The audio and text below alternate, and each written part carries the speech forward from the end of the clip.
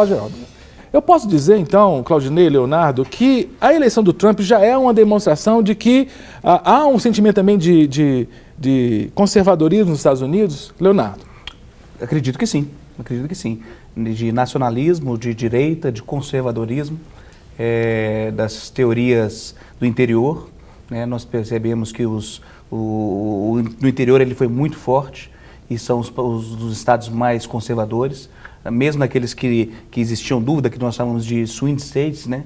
São os pêndulos, aqueles estados pêndulos que podem ter alteração. Ora democratas, ora republicanos. Que aí vem Flórida, Ohio, Carolina do Norte, ele ganhou nos 3. Vamos fazer o seguinte, né? A nossa diretora vai ficar brava comigo, mas a gente ia chamar o discurso do Trump, mas antes vamos chamar uma arte, por favor, um mapa dos Estados Unidos, aproveitando que o Leonardo estava comentando, quero que o Claudinei também comente, Claudinei. Essa questão do quadro, olha que interessante ali nos Estados Unidos, o quadro dos Estados Unidos. O Trump ganhou em estados, como você falou, né, Léo? O centro ali, não é isso? Tradicionalmente ali, aquela que nós chamamos de cinturão vermelho, aquele que é exatamente os 6 estados em linha reta ali no meio, aqueles 6 estados sempre votam vermelho, tradicionalmente. Então, eles já eram esperados. E no lado esquerdo nós temos realmente uma votação maior. A grande diferença é a Flórida, a ponta ali do nariz. A Flórida... Direita e baixo. Direita e embaixo, né? Isso. A Flórida, Ohio, Carolina do Norte, que são esses swing states que definem essa votação. Nesses 3 estados que têm grandes delegados, um número muito alto de delegados, o Trump ganhou. E era imprevisto isto. Essa era a grande situação. Na Flórida, por exemplo, eles imaginavam que a Flórida votaria toda com... Inclusive, na eleição passada, lembrando isso, o Obama ganhou ali, né? Lembrando isso, os Estados Unidos têm esse desenho, e é muito interessante esse desenho, nas regiões litorâneas, normalmente eles são mais abertos. E no centro eles são muito conservadores. Então, você pode ver que a litorânea do lado esquerdo, do Pacífico, está toda votando de forma liberal. Né? Pois é, Claudinei, isso que o Leonardo está falando é interessante, porque se você pegar o Nordeste dos Estados Unidos, ali, Nova York, são estados importantes, cosmopolitas, né? Nova York ela levou. E ali, Califórnia, né? Por exemplo, você tem São Francisco, a cidade onde o movimento LGBT é muito forte. Exatamente. Será que essa questão moral, essa questão ética, foi importante como uma reação dos mais conservadores dos Estados Unidos? Eu acho que é importante a gente observar 2 movimentos, o da Flórida e depois o da Califórnia, de forma diferente, né? 2 momentos. O da Flórida realmente foi assim algo completamente inesperado. Por quê? Porque até 15 minutos antes de sair o resultado final, de que a Flórida teria votado no Trump, todo mundo dizia assim, os hispanos vão eleger a Hillary Clinton. Né? E aí, o que aconteceu? Aconteceu que prevaleceu a outra realidade. Qual que é a outra realidade? A Flórida é um estado americano onde ela absorve toda aquela massa de trabalhadores potenciais, de gente que tem uma melhor condição social, ela sai dos outros estados e ela vem para a Flórida. Você tem Naples, por exemplo, é uma cidade milionária, é a 6ª cidade mais rica dos Estados Unidos e é uma cidade pequena da Flórida, é a 6ª região mais rica dos Estados Unidos. O que tem lá? Milionários que juntaram sua fortuna e que no final da vida vão em busca do quê? De sossego, de um clima, de sol, caliente, né? Sim. E aí chega ali, esse pessoal todo tem influência na comunidade.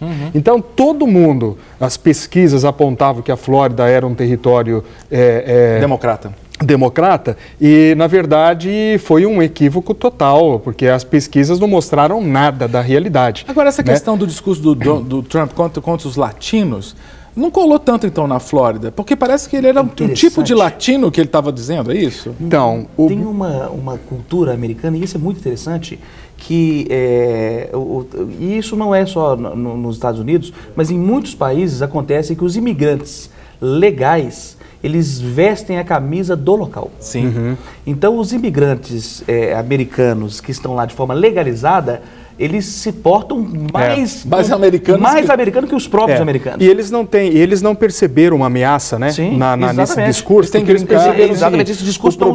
O problema não é com o americano, quer dizer, com o imigrante que está legal aqui. Sim. O problema é com o que está ilegal. E era um problema, antes do Obama entrar, já era um problema.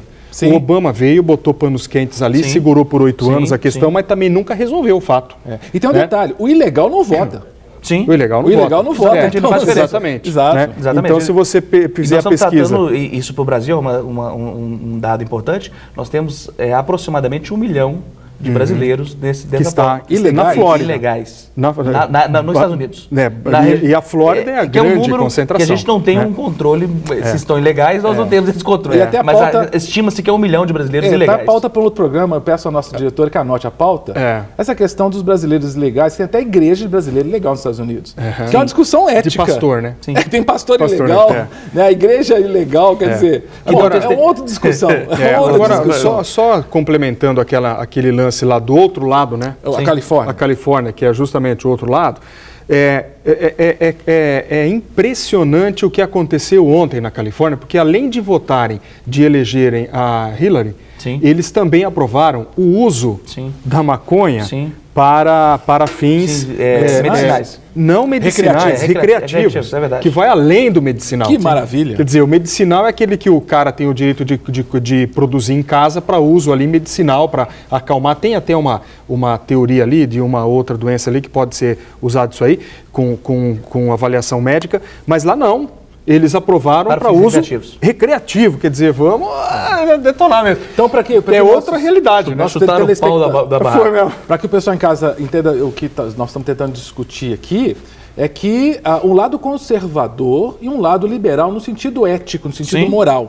Né? Então, esses estados em azul que mostramos no mapa são estados tradicionalmente democratas, porque os democratas são mais liberais no sentido ético. E aí eu pergunto para vocês, esse liberal no sentido ético se aproxima muito, embora lá esteja em azul, se aproxima muito do nosso vermelho aqui, da nossa esquerda, não é isso? Parece que se tinha direita e esquerda ali, eu já posso dizer que a Hillary era esquerda e o Trump direita, é isso? Tradicionalmente. É interessante isso. Mas eu acho que é outra, só colaborar, doutor Léo, eu acho que é uma outra pegada. É uma outra pegada, porque a esquerda nossa e a esquerda de lá são muito movimentos diferentes. São muito diferentes. Né? Então lá o nacionalismo, ele é o quê? Ele é a tradicional direita, nacionalismo. Tanto é que você vê o que acontece. Qual foi o discurso que levou a esse nacionalismo? O que movimentou essa... Aliás, foi um dos recordes de votação popular. Sim, foi um recorde. Não foi? Foi o recorde. Foi. Sim, então, mas os republicanos chamaram mesmo. É um levante do nacionalismo dizendo o seguinte, olha, nós perdemos o controle do nosso país. Nós precisamos trazer de volta o quê? A nossa cultura. A nossa cultura, a empregabilidade interna, a valorização da indústria local que nós mandamos para fora do país. Esse discurso todo trouxe o americano de volta. Abraçou ele, né? Desculpa ter interrompido. Exatamente isso. Eu estava raciocinando que é o seguinte, no sentido liberal... ético é diferente do liberal econômico. Isso, completamente diferente. Porque eles são ao contrário, né? Exatamente. O liberal ético lá, ele não é liberal economicamente e socialmente, ele é o contrário. Ele é estatista. Então, ele é estatista, é o contrário. E é interessante isso, para o nosso país, para o Brasil, o efeito Trump, que já foi dado esse nome, né, o efeito Trump, nós pegarmos o seguinte, o partido do Trump, tendência histórica é de abertura de mercado. Isso. Tendência histórica. Estado mínimo. Estado mínimo, até abertura de mercado, trazer capital do exterior. E a leitura dele e o posicionamento dele é totalmente contrário ao que sempre foi do partido. Né? Então, nós não sabemos como será essa relação, se ele realmente vai conseguir exercer ou implantar aquilo que tradicionalmente não era o do seu partido. E uma outra característica que nós chamamos lá do balanço político dos Estados Unidos, que também é interessantíssimo, é que normalmente o Congresso é sempre oposição.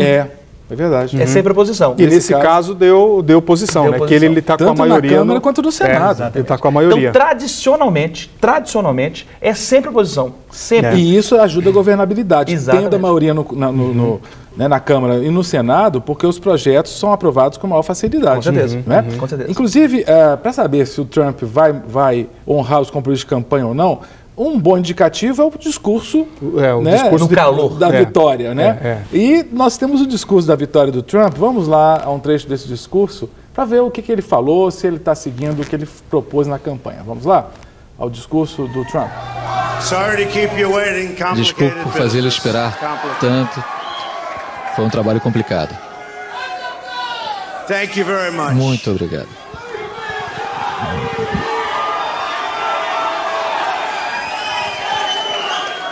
I've just received Eu acabei de receber uma ligação da secretária Clinton.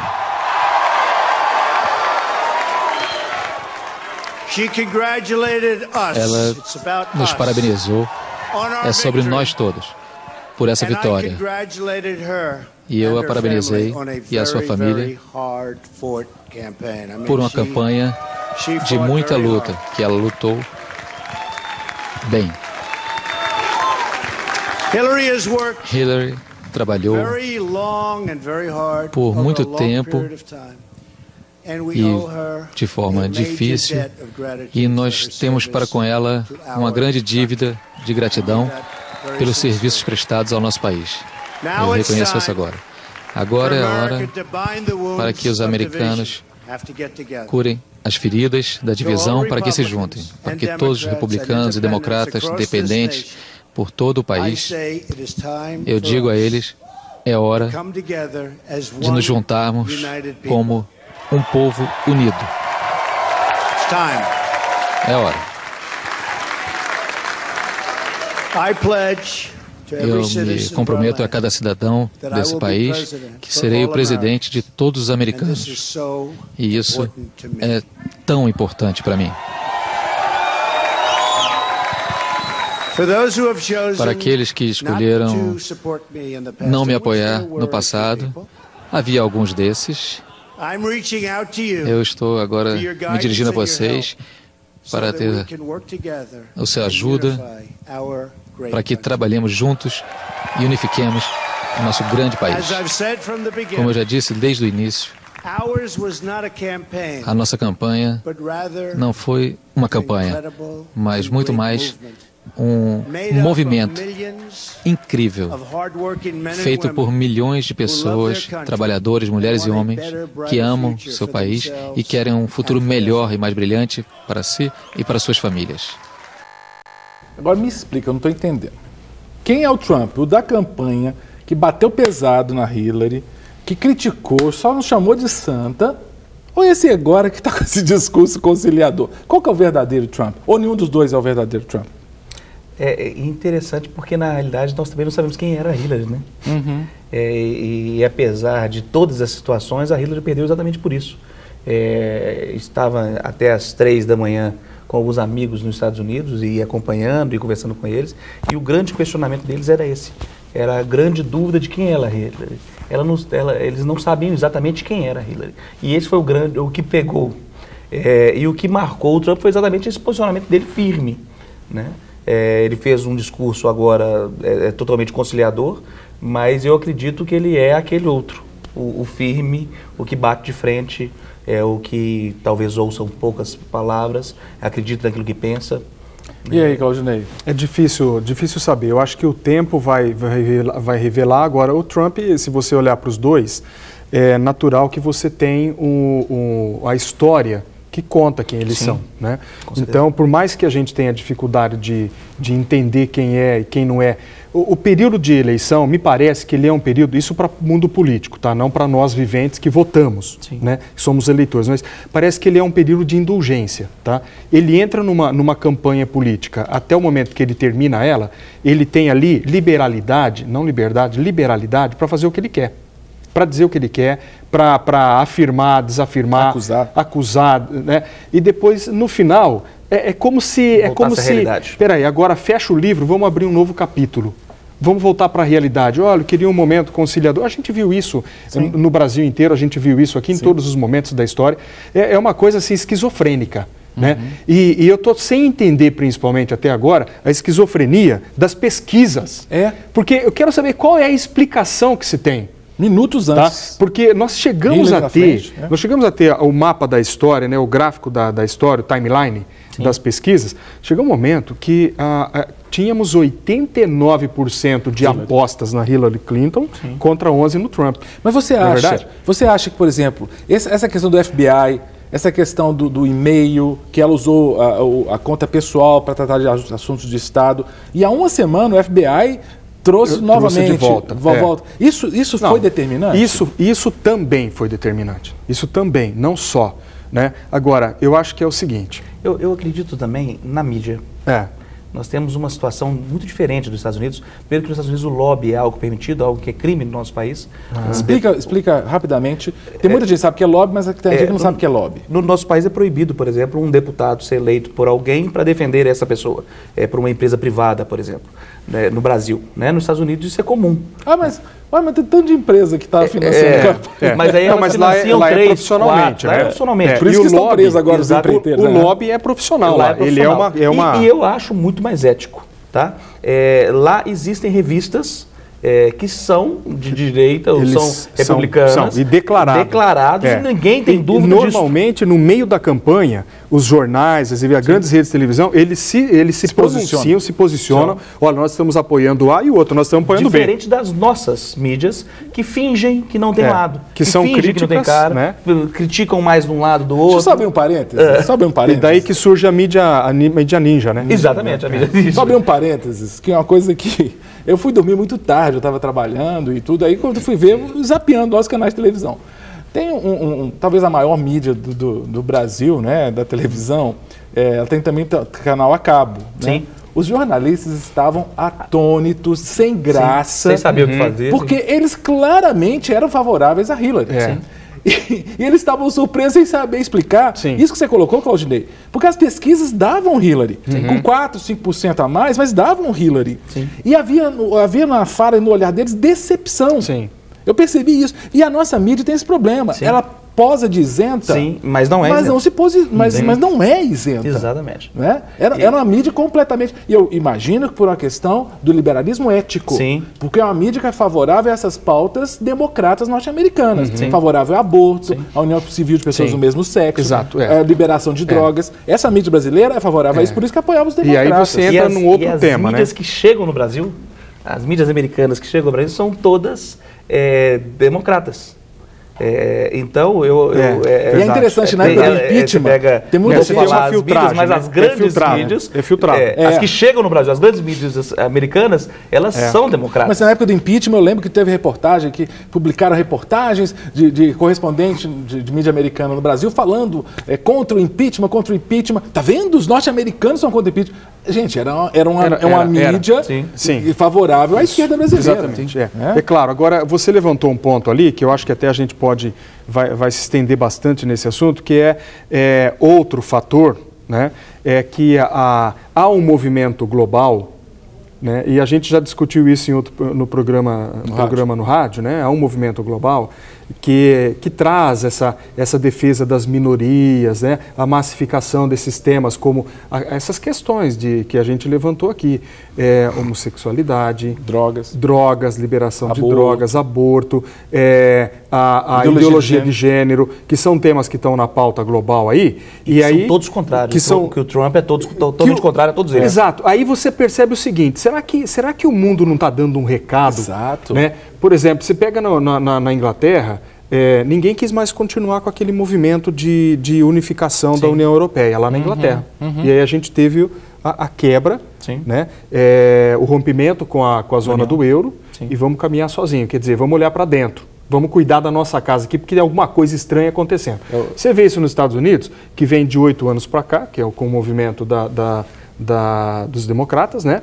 E que é uma força global que está acontecendo, que vem de fora e vai trazendo movimentos estranhos, quer dizer, criando uma dificuldade de relacionamento, de diálogo dentro das comunidades nacionalistas, né? E que vão se perdendo aquela cultura, aquela tradição, família, né?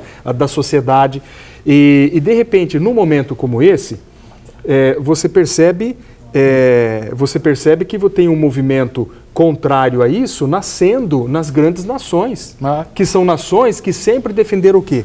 A tradição, a família, a sociedade, a ética, o caráter, né? Aquela questão. Eu acredito que isso é mais forte ainda. Isso é mais forte ainda quando nós pensamos que nós tivemos uma clara demonstração em Roma, na Virginia Hadj, em Belo Horizonte, o Calil, em São Paulo, o Dória, nos Estados Unidos, o Trump, pessoas que não eram políticos, na Itália, em Roma, uma advogada que nunca foi política nada, que venceu.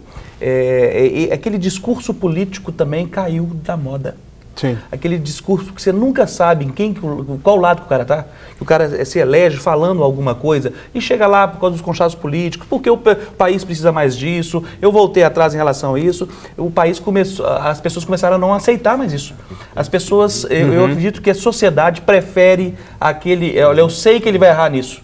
Eu sei que eu não gosto que ele vai fazer isso. Eu posso até não gostar que ele faça isso. Mas eu sei que ele vai fazer isso. Ele não vai mudar nesse ponto.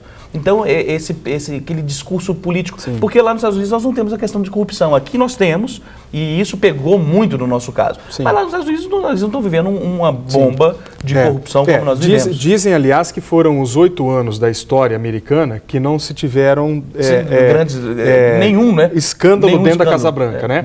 E que agora, assim, fosse com Hillary ou fosse com Trump, temos a era da volta, o retorno dos escândalos. Sim. Então, aguardar para ver a novela que não é mexicana, que é a novela americana, né? Que nós vamos assistir de cadeirinha aqui agora. E esse outro ponto também que foi assustador.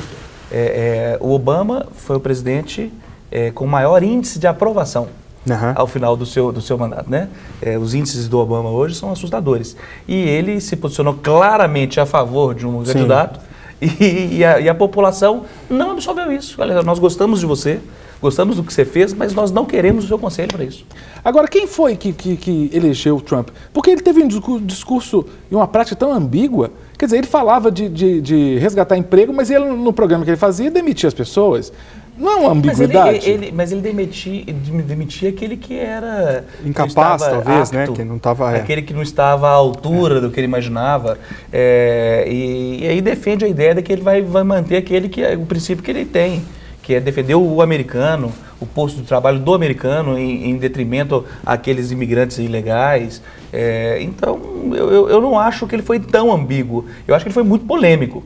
Mas ambíguo eu não acho que foi a tônica da campanha. Agora, ele mostrou força, né, Claudinei? Porque ele não teve apoio do Ted Cruz, não teve do Mike Rubio. Não. Ele não teve apoio dos grandes nomes do Partido Republicano que concorreram. Sim. E mesmo assim ele bateu o pé e foi até o final. É surpreendente, isso é um fenômeno. Isso não só um fenômeno, como também é uma das virtudes de você ter uma candidatura livre, né? Quer dizer, qualquer cidadão no Estado americano pode se candidatar a qualquer cargo público. Ele precisa estar afiliado a um partido, mas ele não precisa ter apoio do partido. Né? Ele tem que vencer as primárias. Ele tem que vencer as primárias, e foi o que ele fez. Ele foi levando. Agora, o que fez ele vencer? Vamos lá, vamos fazer uma avaliação.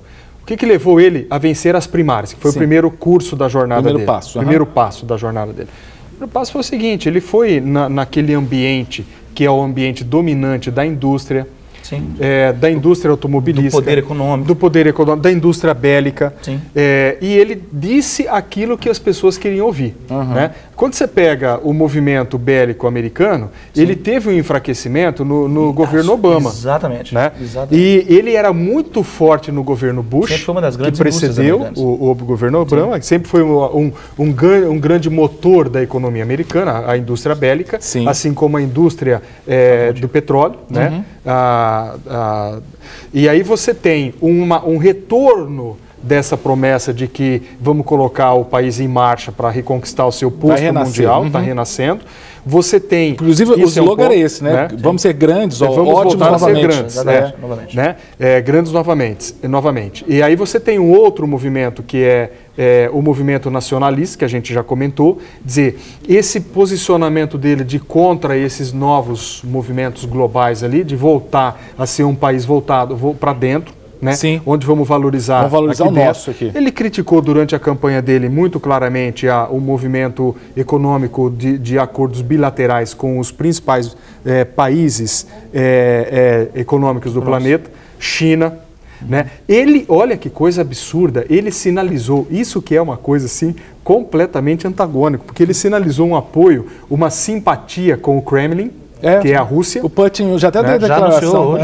O Putin já deu uma declaração. Já fez uma declaração oficial apoiando. Então você tem falando que está pronto para abrir as portas e dialogar novamente, sabendo que os Estados Unidos será um grande apoio para as questões de lutas externas ali e tal. Então, assim, todo esse movimento onde ele foi angariando apoio né, de grupos que estavam marginalizados no movimento global ou no movimento econômico nacional, ele foi trazendo para dentro do pacote, né? E ali, meu amigo, quando você pega o poder econômico desses grupos e de influência deles, Sim. é um negócio fenomenal. Só para citar um exemplo, a indústria bélica americana, ela patrocinou, dos 52 senadores, ela patrocinou 47 nas últimas eleições. Tá? 47. E aí, quer dizer, praticamente todos. E onde são esses? Quem são esses 47? São republicanos. A turma do meio oeste ali, que é favorável a porte de arma, que é uma discussão interessante. Exato. Favorável a porte de arma, eu defendo a minha família, mato mesmo. Que é esse cinturão então, que o doutor Leonardo Agora, deixa eu colocar os nossos telespectadores na conversa. Por exemplo, o Eliandro. Eliandro, que é de Manaus, nós estamos atingindo aí vários lugares do Brasil. Abraço a Manaus. Manaus está pertinho já dos Estados Unidos. Exatamente. Já tá lá Será atingido primeiro. No norte do Brasil. Ele fala assim, eu fiquei surpreso pela vitória, pela notícia da vitória do Trump. Estou acompanhando o programa pelo site da Rede Super. E olha, muito obrigado, viu, Eliandro, pela sua mensagem, por estar nos acompanhando. Que Deus te abençoe em Manaus, terra querida. Quem não conheceu Manaus, conheça, cidade maravilhosa. O estado do Amazonas, estado muito lindo. A banda de tambaqui também é uma delícia. Peixe excepcional. E o Claudinei, para assuntos culinários, pode consultar aqui, que ele sabe todos os pratos. E combinações. Não, pirarucu. Nossa, pirarucu peixe, grelhado. Gente, é uma carne. Vamos parar de falar de comida. Nós não almoçamos ainda, né? Pirarucu grelhado ao molho de manga. Vale a pena. Lá em Manaus. Deus, para com isso. Outra mensagem chegou de Manaus para Betim, pertinho aqui de Belo Horizonte. A futura capital mineira. É mesmo? Estão dizendo ali, mas está em decadência. Estará em boas mãos, Betim, uma cidade linda. Meu irmão mora lá, um beijo pro meu irmão, para minha cunhada, toda a família. Aniversário do meu irmão, aproveitando, dia 9 de novembro, aniversário do Anderson. Beijo, meu irmão. Que também teve um empresário eleito. Foi o Vittorio Medioli, né? Um empresário. Medioli. Tinha carreira política, mas o Trump daqui. É o nosso Trump. Nós temos o Khalil Trump daqui. Tem muito Trump aqui. A Valesca, que é de Betim, diz assim, gostaria que me explicassem como é essa questão da eleição dos Estados Unidos, que é bem diferente do Brasil, realmente é. É muito confusa. Leonardo Girundi, como é que funciona essa votação? Que é um negócio... Vamos à aula agora. É totalmente diferente. Ela é uma eleição indireta, então a nossa eleição é direta, a deles é indireta, e tem uma grande dificuldade porque em alguns estados existe aquilo que chamamos de composição de maioria. E em outros estados, quando a população vota para um lado, ela leva consigo os delegados todos. Então, o caso da Flórida, que é o caso da Flórida, por exemplo. Tem um grande número de delegados. Então, nos grandes cinturões, os grandes correios ou currais eleitorais, a população vota e com isso ela leva todos os seus delegados. Seria o caso de Ohio também, em Michigan? De Ohio e Michigan. Entendi. Então ele leva consigo os delegados.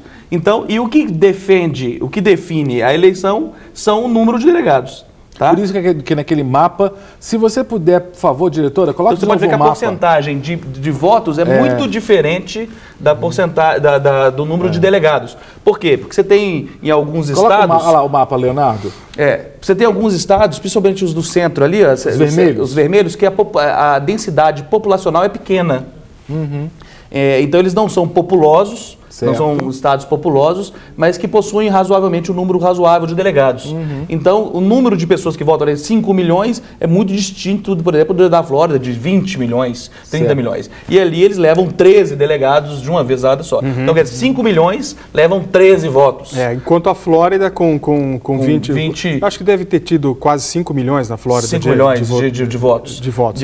E outra grande diferença é essa, que o voto não é obrigatório. 23 delegados. 23 delegados. Então precisava ali, naquele mapa que a gente mostrou, coloca de novo, diretora, por favor, só para mostrar que o Trump teve 276, quer dizer, precisava de 270. Sim, precisava de 270. Lembrando que o momento que a gente captou essa imagem ainda estava finalizando, por isso que você tem estados ali que não estão nem azul nem vermelho, estão em rosa, azul claro. Que determina a maioria, né? No momento estão vencendo azul ou vermelho.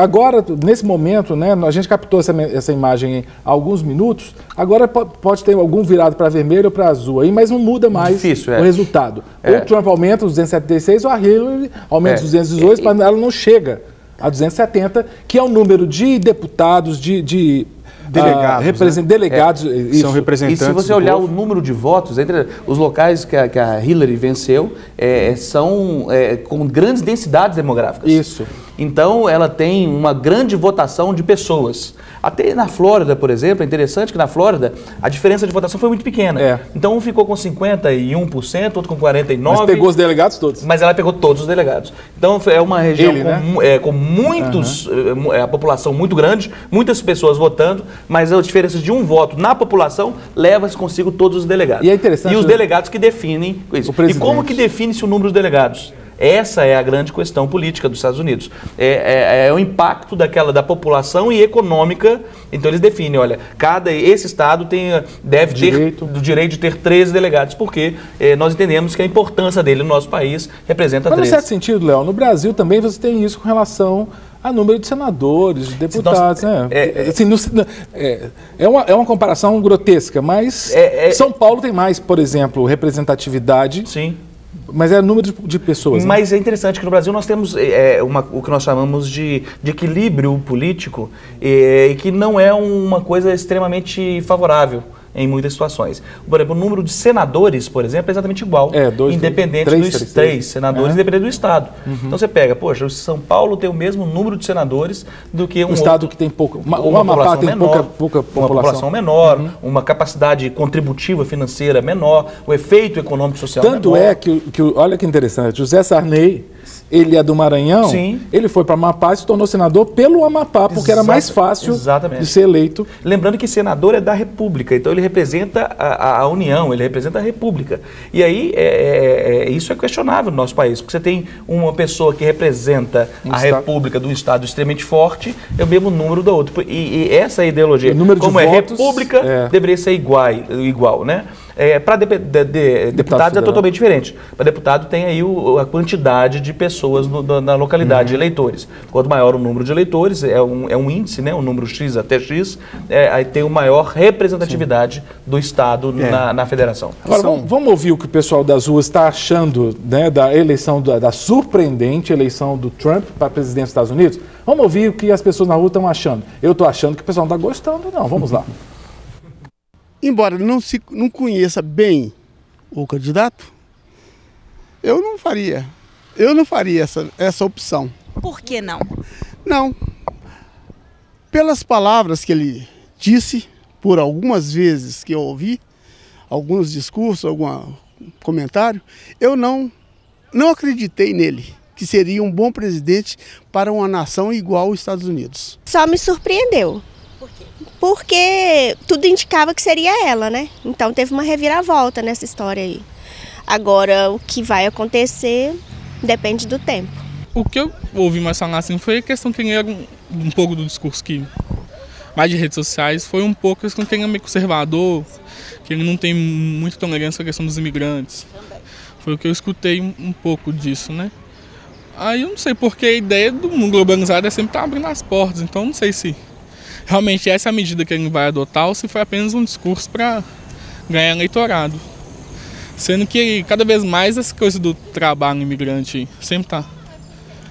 Mas quando a gente procura os Estados Unidos, ainda mais para essa questão de trabalho, então, se ele for seguir o que eu escutei pouco, assim, eu não sei te falar na verdade se vai ser uma boa, né? Então a gente vai ter que aguardar um pouco para ver.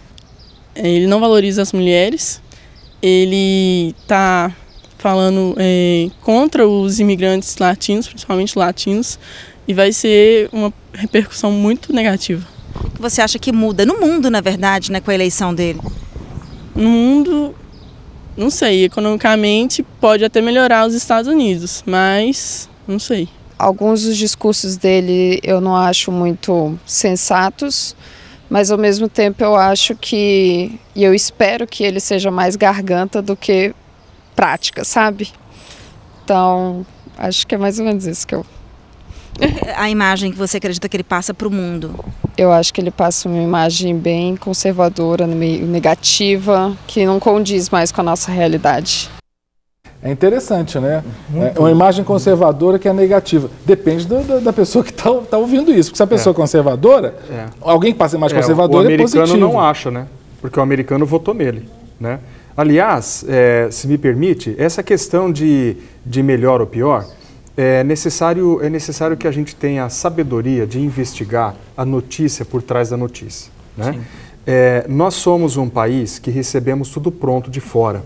Quer dizer, o que quer que chegue aqui, chega já encomendado, enlatado, preparado, montado. Então nós somos influenciados por uma mídia local que também já filtra o que ela vai passar de fora. Quando você disse no primeiro bloco, aqui alguns minutos atrás, sobre a decepção dos jornalistas da emissora líder de mercado, ela é decepção porque ela está trazendo para cá aquilo que ela quer. Ela já faz a filtragem, coloca aqui o que ela quer, né? Então, quando nós recebemos as informações de fora, nós somos levados a uma influência natural para que a gente se posicione também. E você percebe nas ruas do nosso país, de todos os países, onde é que foi plantado a semente de um lado e a semente do outro. Porque se você ouvir o movimento que acontece na China hoje, de fato, para a China, foi uma grande vitória o Trump ganhar. Por quê? Porque a China ela vai poder dominar o mercado asiático agora, porque estava tendo uma influência muito forte dos americanos lá para dominar aquele mercado, os acordos bilaterais, importação e exportação. Era, de certa forma, muito positivo para a economia americana se manter na ativa, mas para o mundo asiático não era bom, principalmente para a China não era bom. Para os outros países menores era bom, para a China não.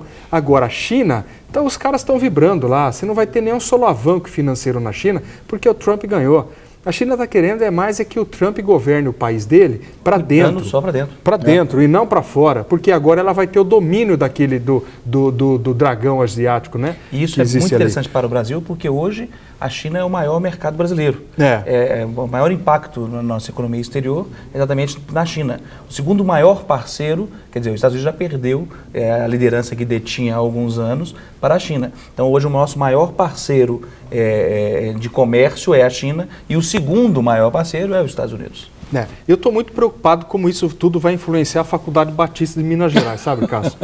Porque a gente continua... O dólar subiu, né? O dólar subiu lá. Pois é, porque não vai ter, aqui não vai ter influência nenhuma, nós não recebemos dinheiro de fora, né? Quer dizer, os grupos internacionais que vão ter que prestar conta é que vão ter alguma influência, mas nós aqui continuamos fazendo o nosso trabalho, no nosso dia a dia a Rede Super vai continuar fazendo o seu trabalho, o cidadão brasileiro vai continuar fazendo o seu trabalho. Nós somos muito mais influenciados por uma economia local do que por uma economia nacional, com certeza, né?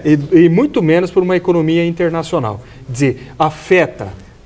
Se a gente tiver um solavanco ali nas relações internacionais e que tem uma entrada menor de capital, um investimento menor em tecnologias, no médio e longo prazo tem um efeito. Mas o dia a dia, do nosso dia a dia aqui, nada muda. Me deixa assim espantado em ver como a nossa população ela é influenciável pela mídia.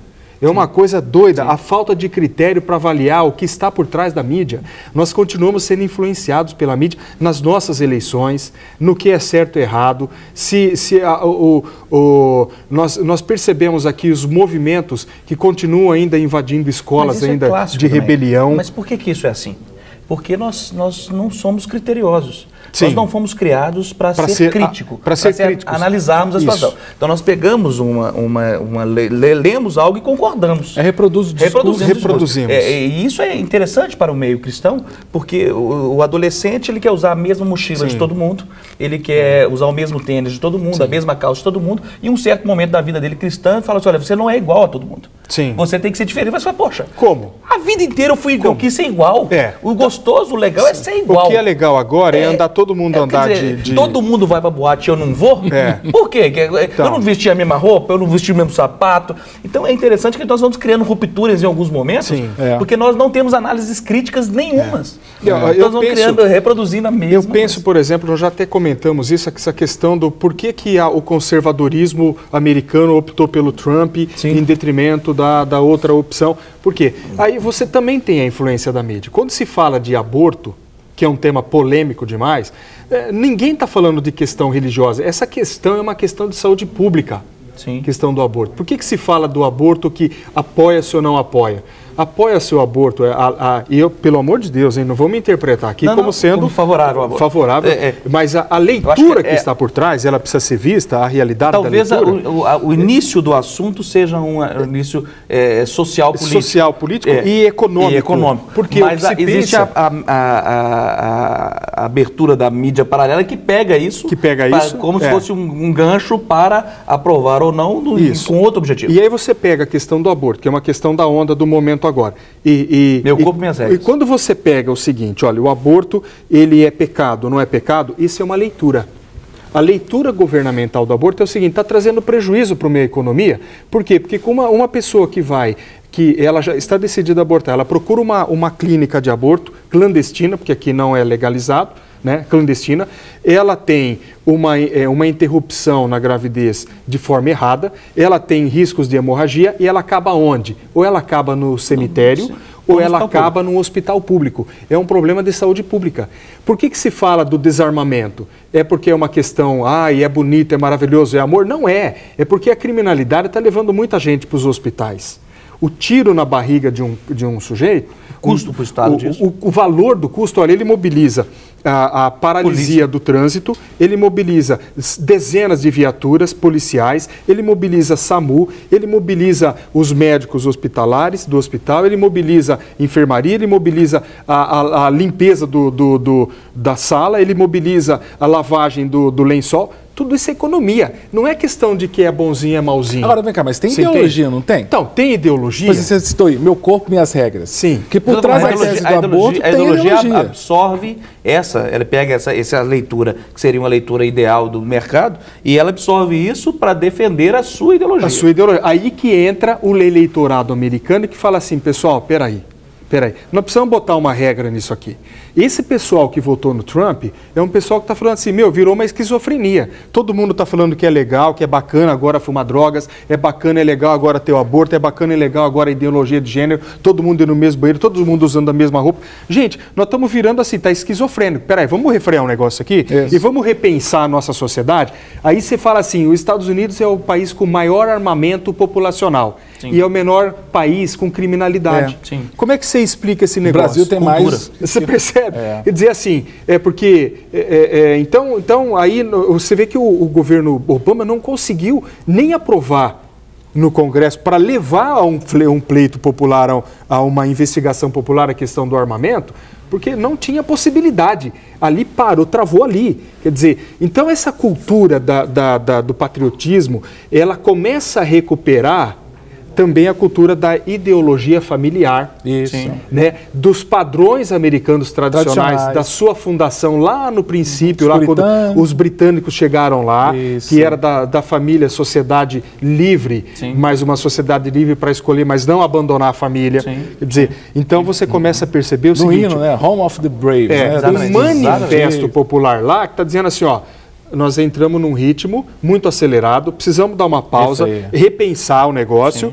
Por quê? Porque para mim é o seguinte, primeiro eu preciso arrumar minha casa, pode discutir a globalização, a universalização do gênero e tudo mais.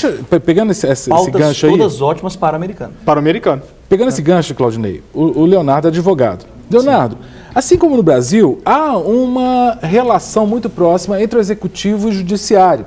Aqui nós temos o Supremo Tribunal Federal, cujos juízes são indicados pelo presidente da República, passando pelo crivo do Legislativo, podem ou não assumir. A Suprema Corte também tem esse desenho nos Estados Unidos. E a Suprema Corte, como tivemos 8 anos de governo democrata, que tem eticamente pautas mais abertas nesse sentido, há uma mudança, porque os juízes da Suprema Corte vão envelhecendo e tudo, vão sendo trocados. Agora, com a entrada do Trump, você entende que a gente vai ter uma retomada conservadora na indicação dos juízes da Suprema Corte ou não? Com certeza. E quais os impactos disso? Com certeza. Nos Estados Unidos? Na realidade, os Estados Unidos lida com uma questão legal muito diferente da gente, né? Nós aqui temos a lei, para nós é muito importante. Nos Estados Unidos, o uso e o costume é mais importante que a lei. né? Então, quando se trata com aspectos conservadores, para eles mudam completamente a linha de raciocínio, né? Para nós, a lei não muda se você é conservador ou não. A lei é lei. A lei é lei. Para eles, como a estrutura legal é simples e os usos e costumes são muito valorados numa decisão, a alteração para um juiz conservador faz toda a diferença. Faz toda a diferença. Lembrando que hoje o que existe lá é uma massa que não é conservadora, né? Porque nós viemos aí de muitos anos que não estão à frente de conservadores nos Estados Unidos. Então, agora, com certeza, isso vai fazer uma alteração. Nós temos poucos para se aposentar, né? Mas pensando em 8 anos. Agora, pensando em geopolítica, diplomacia, estamos na reta final, mas rapidamente, eu vi uma imagem hoje da Hillary com a Dilma. Eu vi. Havia uma aproximação das duas, né? Se Hillary fosse eleita, isso poderia dar um problema, porque agora é Temer que está na presidência do Brasil. Sim. Por outro lado, a eleição do Trump, isso é bom para o Brasil na relação internacional, em termos diplomáticos? O que vocês pensam? Ao meu ver, o Trump não está nem preocupado ainda com isso aqui. Ele citou somente o Brasil uma vez. Em todos os seus discursos, eu acho que para ele... Está pensando nos Estados Unidos. Está pensando nos Estados Unidos. O negócio dele é Estados Unidos e, digo mais, muito difícil ter alguma interrupção de acordos bilaterais. Nós temos alguns probleminhas. Foi muito sábio ao falar sobre o assunto na campanha toda. Isso, nós temos alguns probleminhas ali, que são coisas de protecionismo local e tudo mais, que você resolve, na pior das hipóteses, na organizações do livre mercado, né? Sim. Das ações americanas. Do mercado livre americano. Então, eu acho que são questões pequenas. Eu acho que o que mais está sinalizando para o mundo é realmente esse ponto crucial de que precisamos voltar a fazer uma leitura do que somos como sociedade. Então, eu acho que esse foi o desafio aí. Estados Unidos, o que aconteceu lá está na mesma linha que aconteceu que você falou, né, Léo? Na Itália, em São Paulo, até em Belo Horizonte, porque o Calil foi esse candidato fora. Exatamente. E eu queria só ressaltar aqui nesse minuto final que a minha leitura sobre o que eu falei aqui sobre a questão do aborto e tudo mais, eu sou a favor da Bíblia. A Bíblia condena o aborto em qualquer situação. Só para deixar claro isso, porque eu fiz todo um discurso eloquente aqui, rápido, e não quero pode parecer que eu sou defensor. Não, é a leitura que é necessária. Sim, a leitura de um Estado que ela é necessária. Nós precisamos ser críticos na nossa leitura. É só isso. Para receber todas as novidades do canal, inscreva-se. E se curtir o vídeo, clique em gostei. Aproveite para acompanhar a Rede Super nas redes sociais.